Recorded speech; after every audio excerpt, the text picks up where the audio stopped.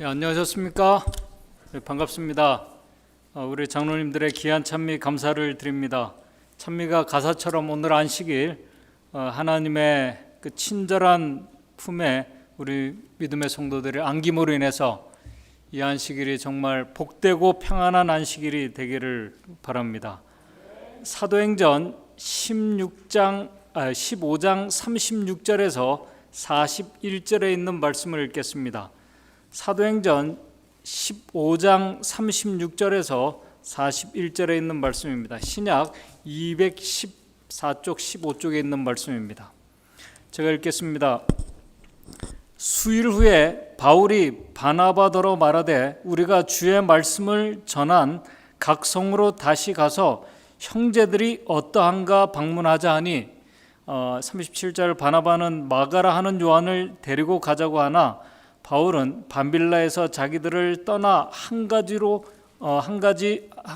일하러 가지 아니한 자를 데리고 가는 것이 옳지 않다 하여 서로 심히 다투어 피차 갈라서니 바나바는 마가를 데리고 배 타고 구브로로 가고 바울은 실라를 택한 후에 형제들에게 주의 은혜에 부탁함을 받고 떠나 수리아와 길리기아로 다녀가며 교회들을 굳게 하니라. 아주 잘 아시는 말씀입니다. 사도행전 13장과 14장에는 약 2년에 걸친 사도 바울의 1차 선교 여행에 대한 기사들이 있습니다. 사도행전 13장 3절에서 4장 13절까지 보시게 되면은 구브로에 도착한 바울이 거기에 총독 서교에게 전도를 하고 이를 방해하는 이제 박수 엘루마라는 이 사람이 총독에게 전도하는 것을 방해하다가 소경이 되는 그 형벌을 받게 됩니다. 이 일들이 벌어지고 난 후에 바울 일행은 소아시아 이 버가에 도착을 하게 됩니다. 그런데 이곳에서 바울 일행과 함께 했던 요한 마가라고 하는 이 사람이 갑자기 집으로 돌아가겠다고 하며 돌아가는 일이 벌어지게 됩니다. 사도행전 13장 13절을 보시게 되면은 이렇게 기록을 하고 있습니다. 13장 13절에서 13절입니다. 바울과 동행하는 사람들이 바보에서 배 타고 밤빌라에 있는 버가에 이르니 요한은 여기 말하는 요한이 마가를 말합니다. 저에게서 떠나 예루살렘으로 돌아가고 이제 마가는 집으로 돌아가고 그리고 바울과 바나바는 그곳을 다시 떠나 비시디아 안독을 지나서 이고니온과 루스드라를 돌아 다시 안디옥으로 돌아오는 1차 선교여행을 마치게 됩니다.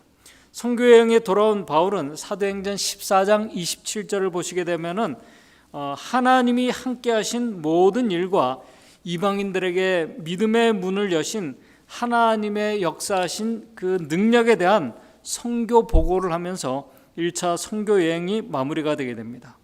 그리고 잠시 뒤에 안디옥에서 이제 목회 사역을 하며 이제 시간을 보내면서 바울은 또다시 선교 여행을 준비하고 계획하면서 바나바에게 이렇게 제안을 합니다. 그 말씀이 오늘 사도행전 15장 36절부터 있는 이제 2차 선교여행을 떠나기 위한 제안을 하는 이 말씀이 오늘 그 본문의 말씀입니다. 15장 36절에 이렇게 바울이 바나바에게 제안을 합니다. 수일 후에 바울이 바나바더러 말하되 우리가 주의 말씀을 전한 각 성으로 다시 가서 형제들이 어떠한가 방문하자 하니 사도 바울은 1차 선교여행 때 복음의 씨앗이 뿌려진 그 영혼들이 어떻게 믿음 안에서 그들이 잘 성장하고 있는지 아니면 혹시 시련과 문제로 인해서 그들이 영적으로 자라나지 못하고 어려운 가운데 있는지 아주 큰 관심과 염려 속에서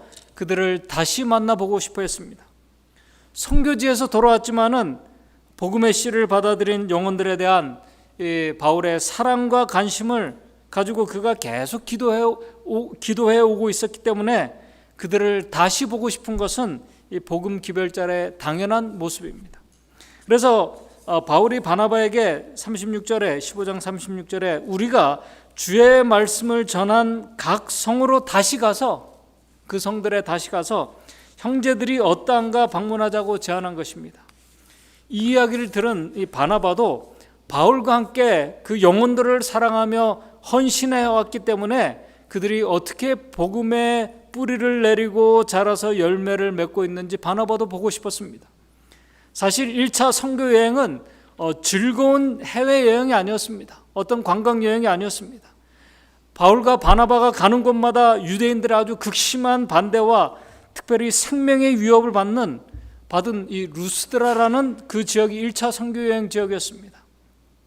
제가 바울과 바나바의 입장이 있었다면은 특별히 루스드라라는 이 지역에서는 사도 바울이 어떻게 됐습니까? 돌에 맞아 죽을 뻔했습니다. 의식을 잃었고 그 돌을 이렇게 던진 사람들이 바울이 죽은 줄 알고 14장 19절을 보게 되면은 사도행전 14장 19절을 보게 되면은 유대인들이 안디옥과 이고니온에서 와서 무리를 초인하여 돌로 바울을 쳐서 죽은 줄로 알고 실신했기 때문에 돌에 맞아가지고 이제 죽은 줄 알고 성 밖으로 끌어내버린 그곳이 루스드라라는 성입니다. 대부분의 사람들을 아마 저도 마찬가지라고 생각이 됩니다. 그런 아주 극심한 핍박과 그런 사고를 당했다면은 아마 우리의 마음에 트라우마가 생길 것입니다. 트라우마가 생겨서 그 지역 말만 들어도 불안하고 두려워서 마음이 우울하고 이렇게 불안한 이런 마음이 들 것입니다. 그런데 사도 바울은 그런 것은 아예 생각도 하지 않았습니다. 오로지 그 위험한 지역에서 복음을 받아들인 그 성도들, 영혼들이 혹시 자신들과 같은 위험 속에 있지 않는지, 그런 환경 속에서 어떻게 믿음의 뿌리를 내리고 그리스도 안에서 성장해 나가고 있는지 참 이 농부의 마음으로 그들을 보고 싶어 했습니다. 바나바의 마음도 그랬습니다. 그런데 이 바울의 이 선교 계획을 들은 바나바가 이렇게 바울에게 말합니다. 이제 바울에게 어떻게 바울을 호칭했는지 모르겠지만 바울이요 사도행전 15장 37절입니다. 바나바가 마가라 하는 요한도 데리고 같이 가자고 이렇게 제안을 하는 것입니다.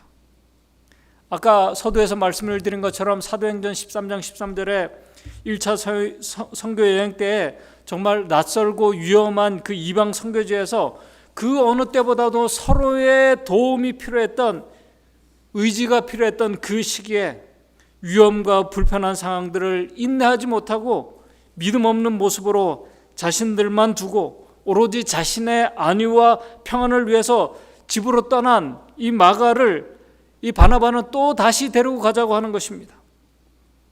바울은 바나바의 제안이 마음에 들지 않았습니다. 바나바와 이 마가의 관계를 우리도 알고 있다면은 혹시 좋지 않은 그런 의심을 할 수 있다고 생각이 됩니다. 골로새서 4장 10절을 보게 되면은 그 바나바와 마가의 관계가 생질이라고 이렇게 표현을 하고 있습니다. 골로새서 4장 10절에 생질이라는 헬라 단어 아넵시오스라는 이 단어는 뭐냐면은 조카도 되고 사촌으로도 번역할 수 있는 그런 단어입니다. 주석에는 바나바의 조카가 마가라고 이렇게 번역되어 있습니다. 킹 제임스 버전에도 마가를 바나바의 조카라고 이렇게 번역해서 기록을 하고 있습니다. 또 어떤 주석에는 마가가 바나바의 조카가 아니라 사촌이라고 이렇게 번역된 곳도 있습니다. 그러나 그 조카라는 이 번역이 더 이렇게 많이 이렇게 번역이 되어 있습니다. 삼촌이 조카를 이렇게 챙기는 것 당연한 것입니다. 가족으로서 이해가 되지만은 사도 바울은 마가를 미워하는 개인적인 그런 감정은 없습니다. 단지 복음을 전하는 기별자로서 마가와 같은 사람과는 같이 할 수 없다는 생각입니다. 같이 할 수 없다고 생각한 것입니다. 그러나 삼촌인 바나바는 지금의 마가는 2년 전에 그렇게 의리 없고 인내하지 못하고 자기 안위만 생각하는 그런 마가가 아니기 때문에 그에게 다시 복음에 헌신할 수 있는 기회를 주자고 제안을 한 것입니다. 그러나 바울은 이 바나바의 그 제안에 아주 반대를 심하게 했습니다. 마가같이 인내하지 못하고 신뢰할 수 없는 사람과 하나님 사업을 같이 할 수 없다는 것입니다. 오히려 그런 사람과 같이 있으면은 하나님의 사업이 방해를 받을 수 있다고 바울은 생각을 했습니다. 그래서 사도행전 15장 38절에 이렇게 말합니다. 바울은 밤빌라에서 자기들을 떠나 한 가지로 일하러 가지 아니한 그 자를 데리고 가는 것이 옳지 않다 하여 아주 강하게 반대를 했습니다. 사도행전 201쪽, 202쪽에 보게 되면은 여기에 대해서 이렇게 기록을 하고 있습니다.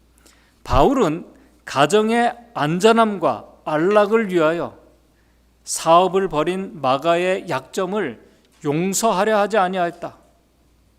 바울이 이 마가의 이런 자기만 생각하는 이런 마가를 그의 약점을 용서하려 하지 아니하였다. 그는 그처럼 끈기 없는 사람은 인내, 극기, 용맹, 헌신, 신앙 그리고 필요에 따라서는 생명 그 자체도 자원하여 희생하도록 요구하는 그 사업에 부적합하다고 주장하였다. 그 논쟁이 너무도 격렬하였으므로 바울과 바나바는 헤어지게 되었고 바나바는 자기의 확신에 따라 마가를 데리고 가게 되었다라고 증언의 말씀에 기록하고 있습니다. 성경도 사도행전 15장 39절에서 41절에 이렇게 기록하고 있습니다. 서로 심히 다투어 피차 갈라서니 아주 심하게 다투었습니다. 갈라서니 바나바는 마가를 데리고 배 타고 구브로로 가고 바울은 실라를 택한 후에 형제들에게 주의 은혜의 부탁함을 받고 떠나 41절 수리아와 길리기아로 다녀가며 교회를 굳게 하니라.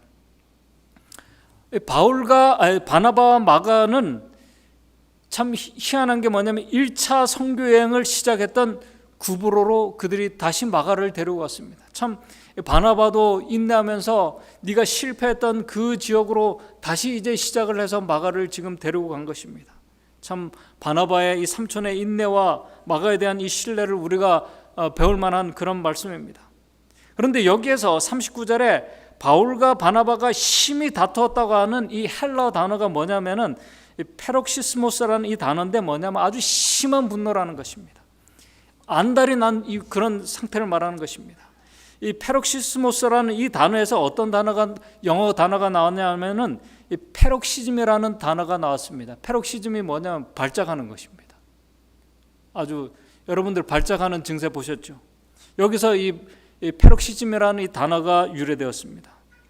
둘의 다툼이 아주 격렬한 다툼, 분노였지만은 또 이 발작이 뭐냐면 아주 이렇게 갑자기 발작을 일으키고 이 증상이 갑자기 사라지는 것처럼 이 둘의 다툼이 아주 오래 지속된 이 분열과 다툼이 아닌 발작과 같은 아주 일시적이면서 지속적이지 않는 그런 다툼이었음을 우리가 짐작해 볼 수 있습니다. 그러나 이렇게 심하게 다투면은 사람의 감정이 어떻게 됩니까? 마음이 불편합니다. 편하지가 않습니다. 아픕니다. 그렇게 두 사람이 헤어지면서 이제 그들의 선교지로 떠나게 됩니다. 인간적인 안목으로 볼 때에는 이 두 사람의 정말 그들이 생명의 위협을 같이 하면서 동고동락하며 복음을 위해 헌신했던 두 믿음의 거장들의 이 모습이 불화로 끝나는 모습이 참 아쉽고 안타까운 모습으로 보입니다. 그러나 하나님의 구속과 그 구속의 관점과 섭리를 볼 때는 이 사건으로 하나님의 선교지가 이제 하나가 아닌 이 두 개의 선교지가 동시에 시작되고 확장되어 가고 있었던 것입니다. 참 귀한 하나님의 섭리라고 생각이 됩니다. 그런데 여기에서 우리가 충분히 생각할 수 있는 것은 바울과 바나바의 이런 인간적인 모습, 오늘 사실 우리의 가정과 우리의 교회 안에서 우리의 신앙 공동체 안에서는 오늘 우리 자신도 언제든지 우리가 경험하고 있고 경험할 수 있는 모습입니다. 정말 언제든지 경험할 수 있는 모습이 우리 가정 안에서도. 특별히 고린도전서 13장에 사도 바울이 사랑을 이야기하면서 인내하고 참아주고 믿어주는 것이라고 말했던 이 바울의 그 말씀과는 바울의 태도는 또 어떻게 보면 너무나 이렇게 대조되는 그런 모습입니다. 마가의 실수와 잘못을 이해하고 믿어주고 간용해 주지 못하는 이 바울의 모습, 사실 알면서도 우리 안에서 잘 이렇게 실현되지 못하는 모습이기도 합니다. 바울은 마가의 미래가 어떻게 변화될지 그가 전혀 예측하지 못한 것 같습니다.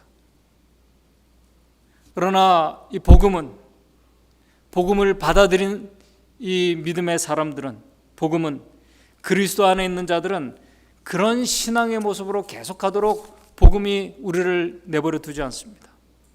복음은 우리를 그러한 신앙의 불편한 신앙의 모습으로 계속 유지해 가게 하지 않습니다. 그런 마음으로 사실 우리가 신앙하며 재림을 준비하며 영혼들을 구원하는 일에 열심히 한다면 사실 무슨 의미가 있겠습니까? 참 하나님의 말씀이 감사하고 능력이 있는 것은 바울과 바나바가 그리고 마가의 이야기가 그렇게 안타까운 그 모습으로 끝나지 않았다는 사실입니다. 바로 여기에서 우리는 이 복음의 지혜와 복음의 능력을 우리가 배워야 할 것입니다. 인간적인 안목으로 볼 때는 실수와 잘못까지 하나님께서 선한 섭리로 변화시키는 그 능력, 복음의 능력을 우리가 여기서 보아야 할 것입니다. 잘 아시는 것처럼 바울과 바나바가 마가가 그렇게 헤어져서 각자의 선교지로 돌아갔습니다. 사도행전과 성경이, 특별히 신약이 바울의 선교 여행과 그의 말씀들을 중심으로 기록되어 있지만은 바울의 이런 기록들이 별로 없습니다. 나중에 사도 바울이 고린도전서 9장 6절과 갈라디아서 2장 1절과 9절, 13절, 그 다음에 골로새서 4장 10절 이런 여러 바울의 서신들을 보게 되면은 그렇게 헤어졌던 이 바나바와 마가가 자신에게 얼마나 큰 힘과 유익이 되고 있는 믿음의 동력자들인지를 그가 말하고 있는 것을 우리가 발견하게 됩니다. 그렇게 아쉽고 아픈 그런 모습으로 끝나지 않았다는 것입니다. 바나바도 자신과 같이 복음을 위해서 헌신하며 열심한 참 고상한 믿음의 모범을 보인 자라고 사도 바울이 그렇게 증거하고 있습니다. 그의 서신에서.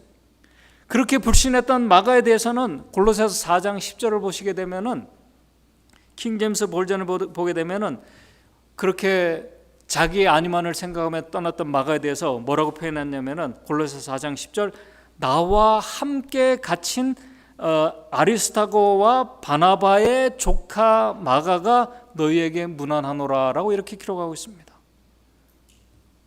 바울이 이 감옥에 갇혔을 때 자신의 안위만을 생각했던 이 마가가 어떻게 하고 있었어요? 바울과 함께 감옥에 들어가서 그를 이렇게 돕고 있는 모습을 우리가 보게 됩니다. 그것을 지금 사도 바울이 골로새서 4장 10절에 그것을 말씀하고 있습니다. 나와 함께 갇힌 바나바의 조카 마가가 너에게 문안하노라. 이제 바울이 옥에 갇혔을 때는 생명의 위험과 불편을 무릅쓰고 그의 고난과 아픔을 같이 감당하며 바울에게 정말 절대적인 위로와 힘이 된 사람이 마가였습니다. 참 놀라운 변화가 일어났습니다. 빌레몬서 1장 24절에는 사도 바울이 같이 할 수 없다고 한 이 마가에 대해서는 나의 동역자라고 이렇게 표현을 했습니다. 디모데후서 4장 11절에는 바울이 마가를 보고 싶어 하면서 나의 일에 유익한 자라고 그렇게 표현을 했습니다. 베드로도 베드로전서 5장 13절에 이 마가를 믿음의 아들로 받아들이며 그 베드로가 내 아들 마가라고 이렇게 표현을 했습니다. 이제 마가는 지난날에 연약하고 자신만 아는 그런 마가가 아니었습니다. 복음을 위해서 생명을 아끼지 않고 같은 믿음의 동역자들을 돕고 협력하는데 그의 생명과 안위를 생각하지 않는 정말 믿음의 거장이 되었습니다. 그리고 복음이신 예수 그리스도를 이방인들에게 전하기 위해서 그가 어떤 책을 기록했습니까? 마가복음을 기록했습니다. 마가복음을 기록한 정말 마가의 아주 정말 놀라운 그 마가복음을 기록한 그 저자가 되는 특권을 그가 경험을 했습니다. 놀라운 변화가 이 두 사람 사이에 일어났습니다. 어떻게 바울과 마가에게 이런 놀라운 변화가 일어나게 된 것일까요? 시간이 가면 다 해결되는 그런 일일까요? 어떻게 이 같이 할 수 없을 것 같은 두 사람이, 사도 바울이 분명히 나는 이 사람과 같이 할 수 없다고 한 이 두 사람의 마음이, 두 사람의 이 믿음의, 이 사람들이 믿음의 동역자가 서로 의지하며 그러한 믿음의 동역자들이 되었을까요? 참 생명을 같이 하는 아름다운 모습입니다. 그것이 복음의 능력입니다. 사실 바울이 그리스도를 만나고 예수 그리스도를 그가 전하고 있었지만은 사도 바울도 자신도 모르게 그 안에서 보여지는 그리스도인답지 못한 모습을 사도 바울이 사실 자신도 그것을 보면서 바울은 디모데전서 1장 15절에 어떻게 표현했냐면은, 여러분들이 잘 아시는 것처럼 디모데전서 1장 15절에 사도 바울이 죄인 중에 괴수라고 사도 바울이 그렇게 표현했습니다. 사도 바울의 변화에 대해서 우리가 잘 알고 있는 우리에게 어찌 보면은 충격적인 말씀처럼 보입니다. 사도 바울도 그가 개심한 이후에 그의 죄된 본성에서 나오는 그런 자신의 모습을 보면서 그가 놀랐습니다.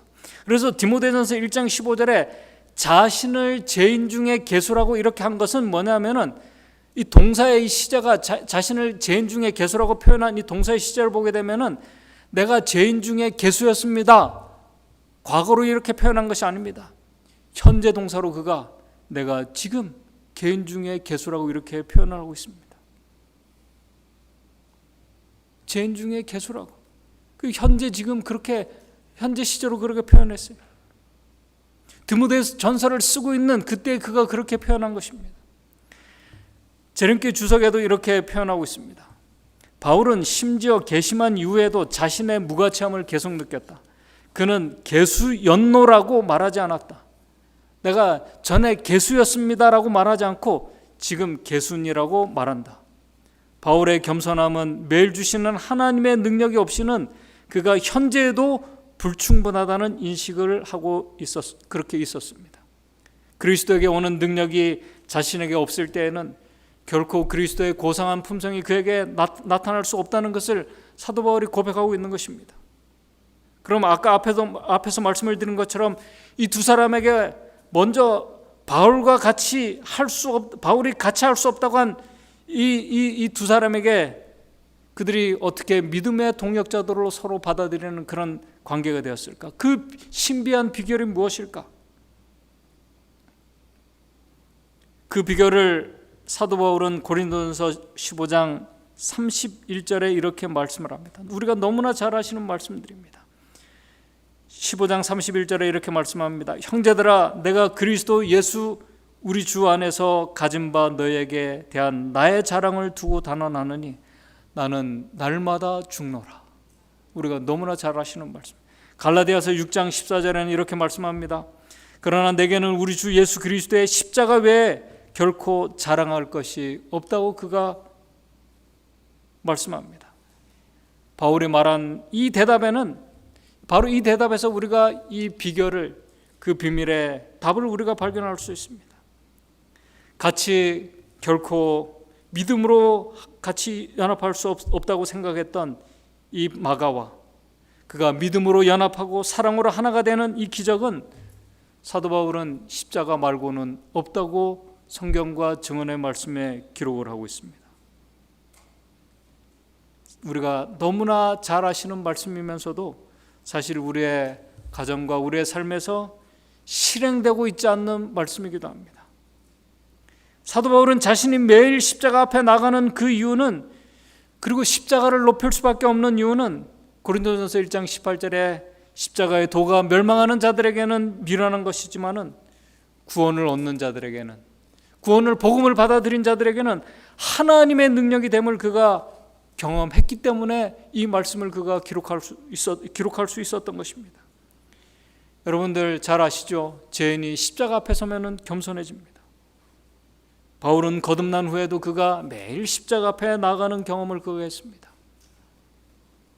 많은 어떤 재림교인들이 이 십자가는 이제 지나간 것이라고 얘기를 합니다. 그리고 이 하늘에서 우리를 위해서 중보하고 계신 예수 그리스도에게 우리가 초점을 맞춰야 된다고 얘기를 합니다. 그러나 우리가 성경과 증언의 말씀을 보게 되면은 그것은 아주 잘못된 생각입니다. 왜냐하면 십자가는 하나님의 능력이라고 말씀하고 있습니다. 이 능력을 우리가 받고도 그 은혜의 능력을 우리 스스로가 사용하기를 거부할 때 그 능력은, 그 십자가의 능력은 우리에서 사라지게 된다는 사실입니다.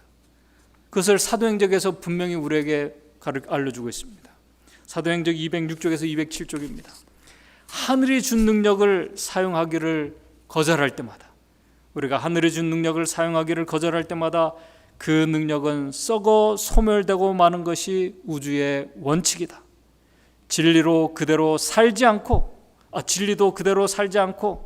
또 나누어 주지 않으면은 생명을 주는 능력과 치료하는 효능을 우리 스스로가 잃어버리게 된다는 것입니다. 그러므로 사도는 모든 사람들을 그리스도 안에서 온전히 세우기에 실패하지는 않을까 염려하였다. 바울은 그의 편에 어떤 실수로 인하여, 자기 편의 실수로 인하여 교회에게 하나님의 모습 대신 인간의 모습을 심어 주었을지도 모른다는 것을 그가 깊이 생각하자, 이 바울의 모습은 철저한 인간의 모습입니다.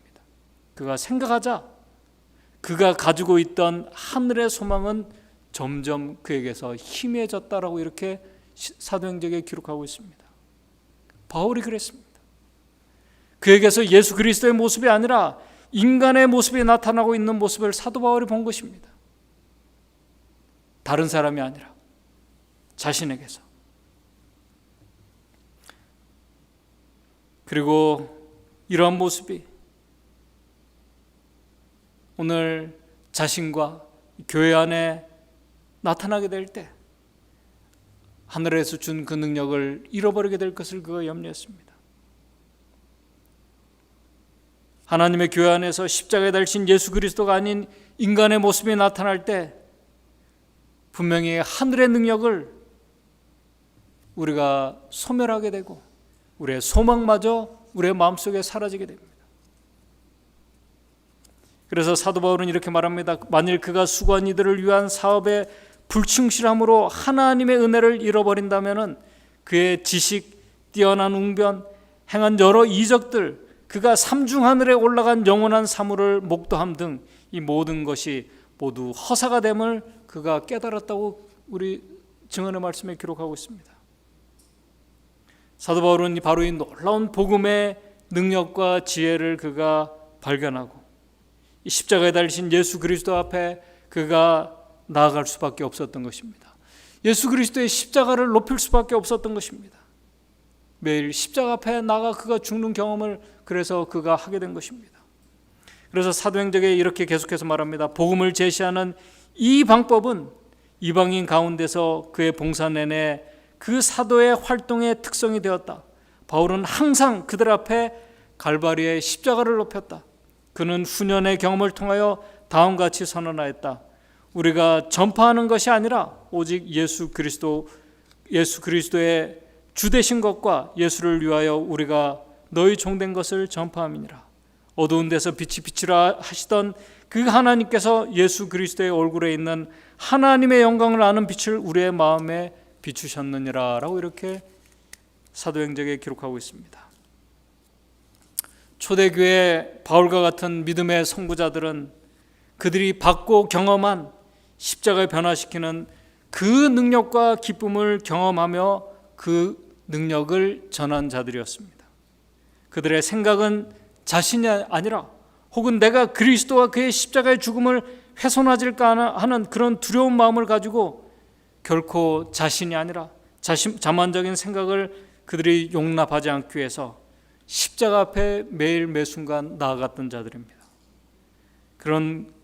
그들은 그렇게 사도행전에 이렇게 말합니다. 구주 안에 자신을 감추고 위대한 구원의 계획과 그 계획의 창시자요 완성자이신 그리스도의 생애를 높였다. 어제나 오늘이나 영원토록 동일하신 그리스도가 그리스도의 가르침의 요지였다. 그러면서 이렇게 말합니다. 아주 우리에게 중요한 말씀을 합니다.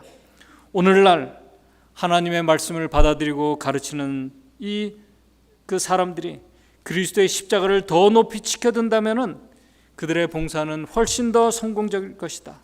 죄인들을 열렬히 십자가를 바라보도록 인도한다면, 그리고 그들의 십자가에 못 박히신 구주를 충분히 바라볼 수 있다면 그들은 하나님의 동정과 죄의 흉악함을 깊이 깨닫게 될 것이다. 그리스도의 죽음은 인류에 대한 하나님의 크신 사랑을 입증한다. 그것이 우리의 구원의 보증이다. 그러면서 이렇게 말합니다. 그리스도인들에게서, 오늘 저와 여러분들에게서 십자가를 제거하는 일은, 오늘 우리에게서 십자가를 제거하는 일은 하늘에서 태양을 없애는 것과 같은 것이라고 이렇게 말씀합니다. 오늘 우리의 마음속에서 여러분들이 십자가가 사라진다면 하늘에서 태양이 사라지는 것과 같다고 말씀합니다. 십자가는 우리를 하나님께로 가까이 인도할 뿐만 아니라 우리를 하나님과 화목하게 해준다.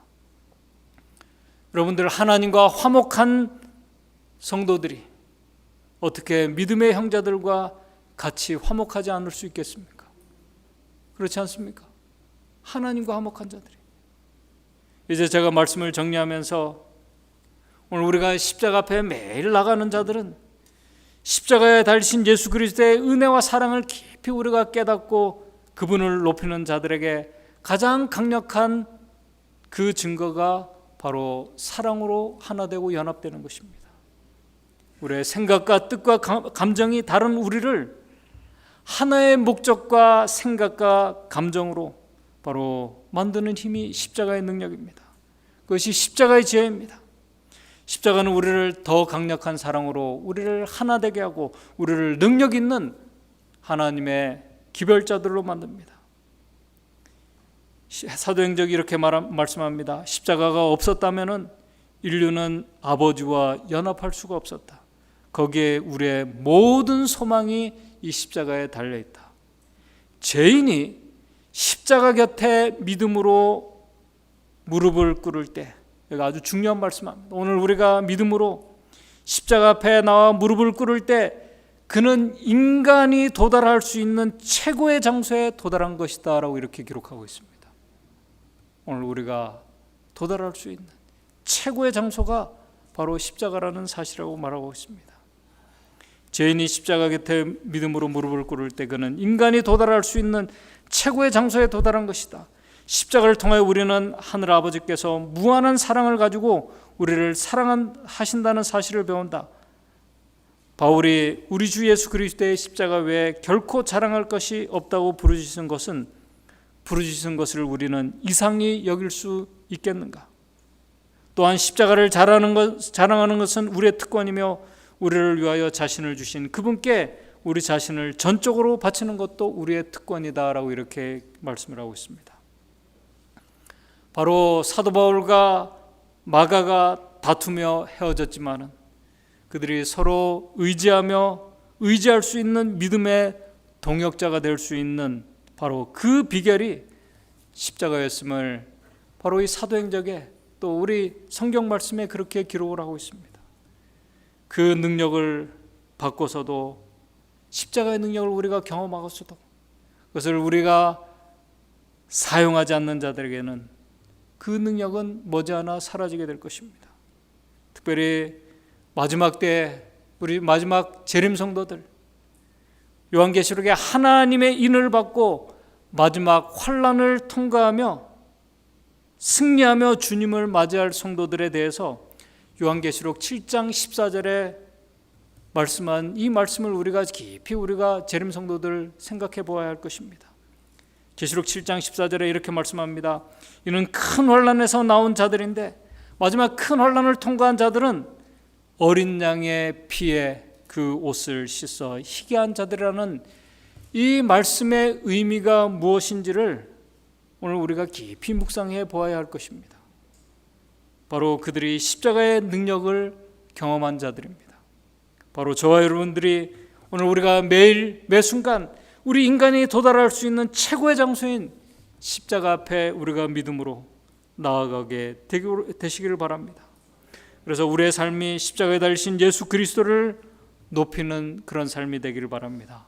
그래서 사도 바울과 같이 우리가 그리스도의 마음으로 실수하고 부족한 자들을 우리가 서로 용납해주고, 그러면서 우리가 믿음의 동력자들로서 우리에게 주신 이 마지막 사명을 우리가 감당하며 우리에게 주신 이 모든 일들, 복음의 기별을 전하고 복음의 능력을 경험하는 저와 여러분들 되시기를 바라면서 말씀을 마치도록 하겠습니다.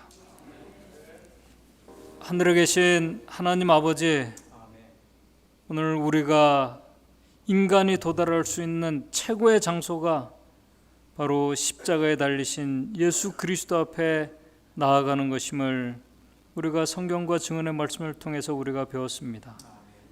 그 십자가의 빛에서 나오는 그 생명의 빛과 우리를 변화시키고 우리를 승리케 하시는 그 놀라운 하늘의 능력을 우리가 소유했다면, 그 능력을 우리가 우리의 믿음의 형제들과 우리의 가족들과 또 우리의 이웃들에게 우리가 지혜롭게 잘 사용함으로 인해서 그 능력이 우리 안에서 배가 되고 또 확장되고 강해질 수 있도록 도와주셔서 십자가를 통해서 우리가 그리스도를 닮아가고 우리의 믿음의 동력자들과 같이 연합하는 이 아름다운 변화가 우리의 삶에서 일어나고, 그 능력으로 우리가 마지막 이 큰 환난도 우리가 승리하며 나갈 수 있다는 사실을 오늘 우리의 매일의 삶에서 경험해 나가는 믿음의 성도들 될 수 있도록 주님 인도해 주시옵소서. 예수님의 이름으로 기도드리옵나이다.